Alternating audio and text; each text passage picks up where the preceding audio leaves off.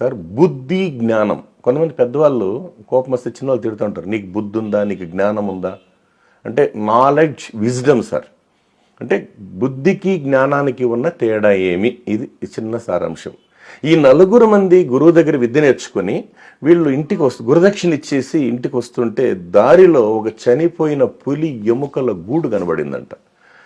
దాంతో ఒకడేమన్నాడు, నా విద్యను ఉపయోగించి దీనికి నేను కండరాలు నరాలు సృష్టిస్తానన్నాడు. రెండో వాడు ఏమన్నాడు, దీనికి అవయవాలు సృష్టిస్తాను రా అన్నాడు. మూడోవాడు, నా విద్య ద్వారా నేను దీనికి ప్రాణం పోస్తాను రా అన్నాడు. నాలుగోవాడు, వద్దురా అది లేస్తే తినేస్తుంది అంటే, నువ్వు పోరా అంటారు. విడిపోయి చెట్టు కూర్చునేస్తాడు సార్. ఈ ముగ్గురు ఈ ప్రయోగం చేస్తే అది లేచింది, ముగ్గురిని తినేసింది సార్. దీని అర్థం ఏమంటే, ఒక రకంగా అంటే 4కి జ్ఞానం ఉంది, ముగ్గురికి బుద్ధి లేదు కాబట్టి మరణం పాలయ్యారు, బుద్ధిన్నోడు బతికాడు అంటారు సార్. అంటే ఫైనల్గా చెప్పాలంటే తరగతిలో ఉపాధ్యాయులు అనేవాళ్ళు అందరికి ఒకే రకమైన పాఠాలు చెప్తారు. దాన్ని విని ఆచరించిన వాడు ఒక ఉన్నత భవిష్యత్తు కోసం వాడు మనం చూస్తున్నాం కదా, వెలుగుతున్నారు. ఇంకొంతమంది ఇబ్బందులు పడుతున్నారు.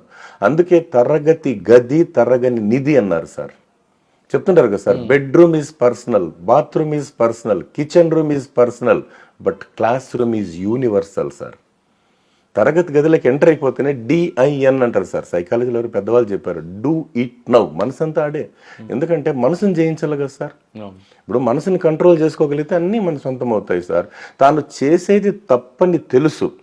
మనసుకు సంబంధించి చిన్న కోట్ సార్, తాను చేసేది మనసుకు తప్పని తెలుసు, చేయకపోతే అయిపోతాము అలుసు, చేసేసాక తీయలేము ఆ నలుసు, దీనికన్నిటికీ కారణం పనికిమాలిన మనసు. సార్, మీరు గురువు శిష్యుడి మధ్యన తీసుకొచ్చారు.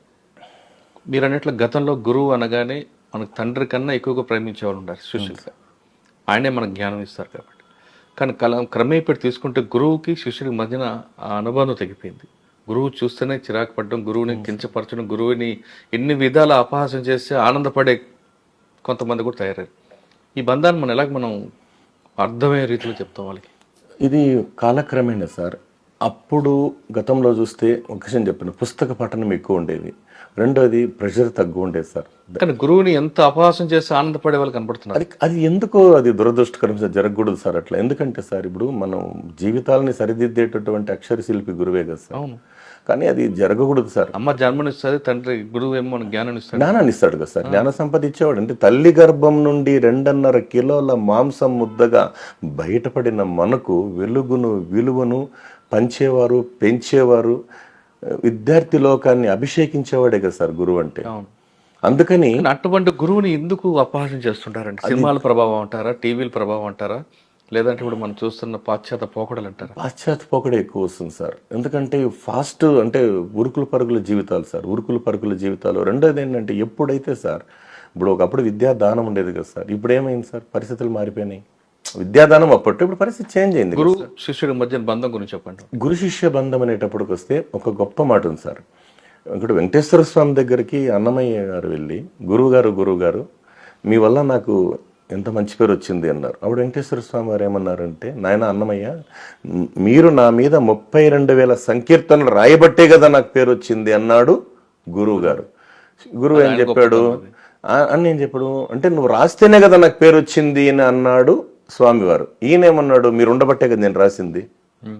చూడండి సార్ ఎంత గొప్ప మాట. అంటే మీరు ఉండబట్టే కదా నేను రాసింది. ఈయన లేదు, నువ్వు రాస్తే నాకు పేరు వచ్చింది. అంటే ఇలాంటి యొక్క కంటెంట్ అనేటువంటిది వాళ్ళ మైండ్లోకి దూరాలి సార్. ఇప్పుడు చాలామంది గురువులు ఉన్నారు కదా సార్. గురువు యొక్క గొప్పతనం గురించి చెప్పేటప్పుడు మా గురువు గారు మహానుభావుడు డాక్టర్ సి నారాయణ స్వామి గారు ఒక 4 లైన్లు రాశారు సార్. అంటే విజ్ఞానం అనే జ్యోతులను వెలిగించి, అజ్ఞానం అనే చీకటిని తొలగించి, సుజ్ఞాన పథంపై ప్రజ్ఞాన భాస్కరుడై జగతిని నడిపించేవాడే గురువు. గురువంటే తలుచుకో, గుండెలోనే దాచుకో, అక్షర బ్రహ్మనిపుడు ఆత్మలోనే నిలుపుకో. దేవుని కంటే గురుదేవుడే గొప్పవాడని సాందీపని పాదాలు స్పృశించి సర్వ జగతికి చాటాడు సర్వ జగద్రక్షకుడు. సీతమ్మ తల్లిని శ్రీరామచంద్రుడి చేతిలో పెట్టే ముందు జనక మహారాజు ఒక మాట అన్నారంట సార్. అయ్యా రామచంద్ర, మీరు శివధనస్సుని ఇరగొట్టారనో, కోసల దేశాధినేత బిడ్డనో, దశరథ మహారాజు బిడ్డనో నా బిడ్డను నీకు ఇవ్వలేదు. విశిష్టుడైన వశిష్ఠ మహర్షి యొక్క శిష్యుడని చెప్పి నా బిడ్డను నీకు ఇచ్చినాను నాయన అంటే అది గురువు యొక్క గొప్పతనం సార్. ఇంకొక విషయానికి వస్తే సార్, తల్లిదండ్రుల ద్వారా ప్రసాదితమైన ఆస్తి అది నీకు ఏనాడైనా పలుకుతుంది స్వస్తి. గురుదేవుని ద్వారా సంప్రాప్తిప్తమైన ఆస్తి అది కలకాలం చేస్తుంది నీతో దోస్తి.